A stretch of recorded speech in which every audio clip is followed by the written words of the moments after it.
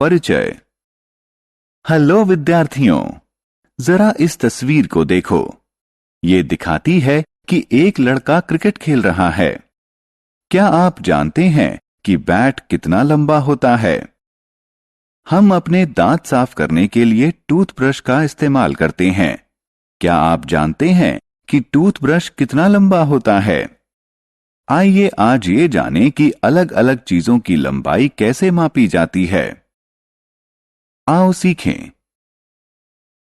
चीजों की लंबाई जान पाना। पैमाने की मदद से लंबाई को मापना। लंबाई। दोस्तों, जरा इस तस्वीर को देखो। ये एक बांस है। बांस के दो छोर होते हैं। बांस की लंबाई जानने के लिए हम इसे एक से दूसरे छोर तक मापते हैं। लंबाई। इस पेंसिल बॉक्स को देखो। इस पेंसिल बॉक्स की लंबाई है इसके एक से दूसरे छोर तक। जरा इस कंप्यूटर स्क्रीन को देखिए। क्या आप कंप्यूटर स्क्रीन की लंबाई का पता लगा सकते हैं? जी हां, कंप्यूटर स्क्रीन की लंबाई उसके एक से दूसरे छोर तक होती है। स्केल या पैमाना। पुराने समय में चीजों की लंबाई लोग अपने हाथ, बाजू या अपने पैरों से मापते थे, लेकिन इन तरीकों से सही लंबाई नहीं मिल पाती थी।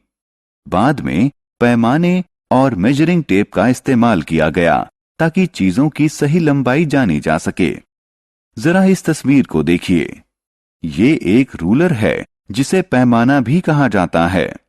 इसका इस्तेमाल pencil, pencil box, eraser, photo frame और आईने जैसी छोटी चीजों की लंबाई मापने के लिए किया जाता है। पैमाने का इस्तेमाल। जरा इस पैमाने को देखिए। इसके किनारे पर कई विभाजन हैं। हर विभाजन 1 सेंटीमीटर के बराबर है। ये संख्याएं 0 से 15 तक लिखी हैं। 0 से 5 तक का मतलब है 5 सेंटीमीटर। 0 से 11 तक का मतलब है 11 सेंटीमीटर। 0 से 15 तक का मतलब है 15 सेंटीमीटर। मापन 1। क्या आप जानते हैं कि पैमाने की मदद से किसी माचिस की लंबाई कैसे मापी जाती है? माचिस को पैमाने के नजदीक रख दीजिए और इसका एक छोर 0 पर होना चाहिए। माचिस के दूसरे छोर पर लिखी संख्या को पढ़िए। ये संख्या है 5। इसलिए माचिस 5 सेंटीमीटर लंबी है। मापन। आइए अब एक पेंसिल शार्पनर को मापते हैं।